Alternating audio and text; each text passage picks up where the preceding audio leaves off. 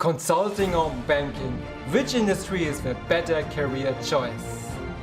If I had chosen a different career path in life, today you would potentially watch this. Hey guys, welcome back to this You and Banking YouTube channel, in which I tell you all my insider secrets about banking careers and... No, this is wrong. This is the You and Consulting YouTube channel. I'm Jack and spent 5 years as a consultant and project manager with McKinsey & Company, and on this channel I share my insider secrets on your consulting and business careers. In this video I will help you take an informed decision on which career path to choose. If you are about to graduate or a young professional, traditionally there are a number of industries that promise very interesting jobs, handsome salaries and great exit opportunities. Very often a decision is made on whether to join a bank, a consulting firm, a tech company or a startup. Today I want to compare banking and consulting work and share with you my personal account on why I chose consulting over banking and will do so anytime again. As I elaborated in a recent video, among the top consulting firm, McKinsey regularly ranks as the most prestigious consulting firm. If you are ambitious and want to join a bank, you might consider joining an investment bank.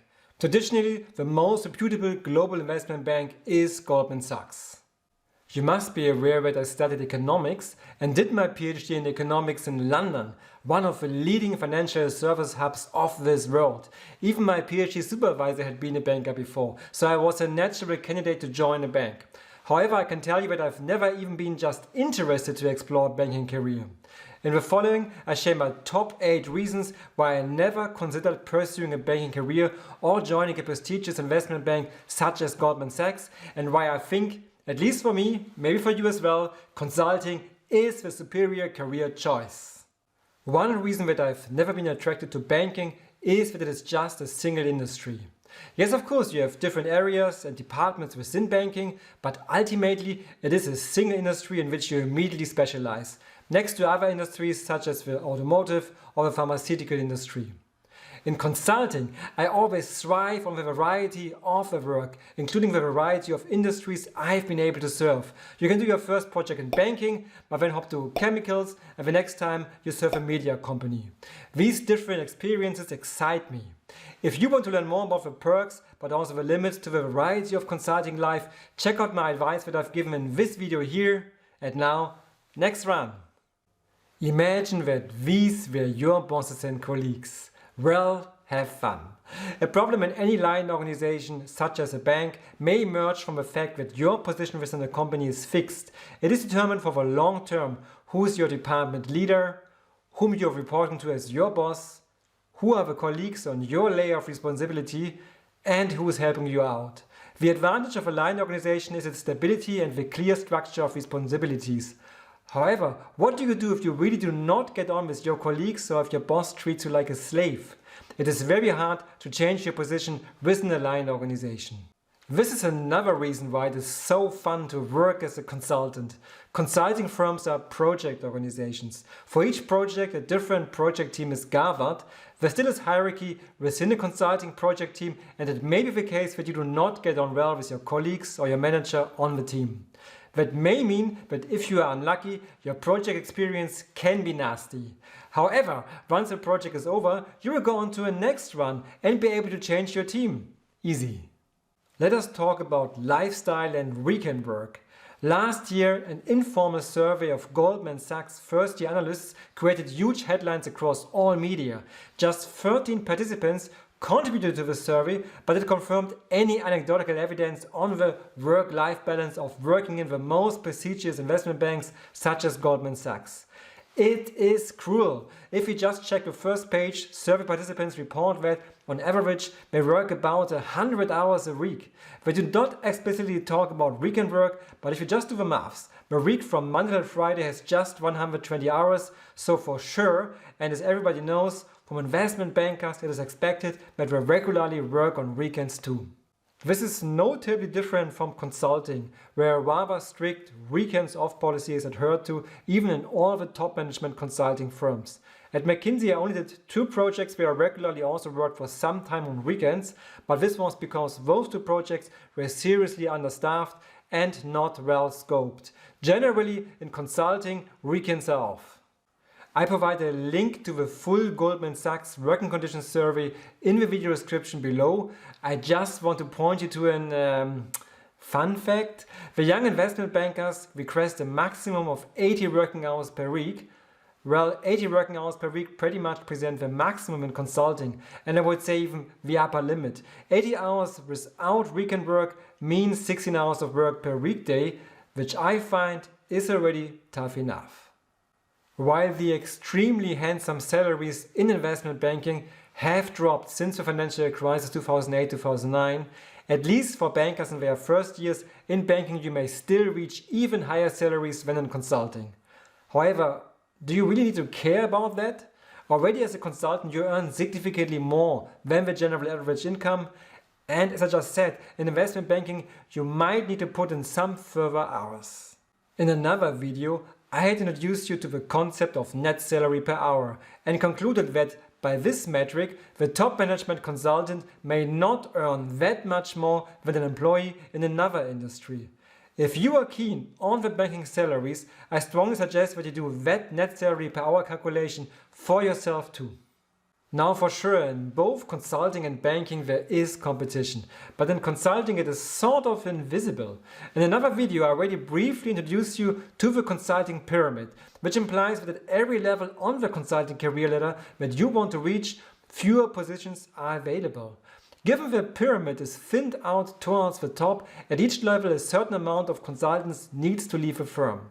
However, the top consulting firms have organized this competition beautifully. You never compete with other colleagues visibly or directly for a promotion. In fact, everybody tries to support each other to make it to the next level. In a line organization, this is different. And as I know from the friends who work or have worked in banking, competition is fierce and obvious. If you want to wise up, your boss may have to vacate his position first, and then there may be a couple of colleagues on your level who fight for the same position. Given that you know who your competitors are, competition may get ugly. If you want to see proof of this, go and watch this, I want to say, hilarious video from fellow YouTuber Emmeline, in which she reports how competitive even her internship experience at Goldman Sachs was. The competition culture is vastly different in consulting and banking, and while I was at McKinsey, I have very rarely sensed a sense of direct competition. I wonder whether this surprises you. If you have watched this video this far, please hit the like button and subscribe to the You in Consulting channel for further consulting and business career advice to come. One of the coolest things in consulting is that even on the junior levels, you very soon get exposure to clients because you work at the client's offices with the clients. That means you occasionally get to get away from your Excel modeling work to meet and talk to real people. As a banker in your early years, you typically have much less exposure to clients of your company since you spend most of your time in your bank's office and in front of your computer, of course. I almost want to apologize for the many video references I've already made in this video, but in another video I cover the glamour factor of consulting life reflected in your business class flights, the 5-star hotels you stay regularly in, and so on. When I was walking through London as a PhD student and passed my bank office buildings, through the windows I saw many open plan offices with many people sitting either in an office hall or separated by cubicles. If you come to London, go to Canary Wharf and check it for yourself. I find these office buildings dehumanized. Yes, as a consultant, the team rooms in your client buildings are not always necessarily better, but your hotel rooms and airport lounges definitely are. I just mentioned this aspect briefly already. In consulting you travel constantly because you spend your work time in the client's premises and only rarely in your consulting firm's offices. In banking, usually you every day enter the same building to reach your office and your fixed desk. If you love traveling as an aspect of your consulting work, like me, then go for consulting. Now let me share a little anecdote. You must know that after I completed my PhD in economics and had lived for a couple of years in London, I started as a consultant with McKinsey Germany. It was an irony that for my first project, McKinsey sent me on a banking project back to London. While I love London as a city and home, I seriously thought, wait, I could have joined a London bank directly if I had wanted to. Why is this happening? The project was fine, but I had some special fun moments where I felt glad that I joined a consulting firm and not a bank. First, I thought our consultant team room in the bank was really tiny, but I learned that some months after I had rolled off the project, our team size was even doubled, and I wondered how that was even possible. And then there was this moment where I observed that on our floor, mice were running across the carpet. Mice! Now I know that the quality of London property is often poor and this experience may not be representative, but I've never again seen mice in any other office building I have been to, and I have been to many.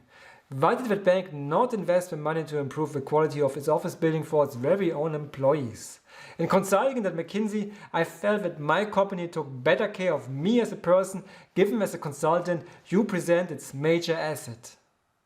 Obviously, I could go on and on here, but I want to leave it here for now and ask you, what do you think about this comparison? Which industry attracts you more and why? Do you think I've got it wrong somewhere? In any case, as you know, I'm a passionate management consultant, and if you ponder whether or not pursuing a consulting career is the right choice for you, then I warmly invite you to take part in the free Yun Consulting job test and to derive how suitable a consulting career is for you personally. Check it out here. Last but not least, please like and subscribe and see you soon back for further consulting and business career advice on this channel. All the best, Jack.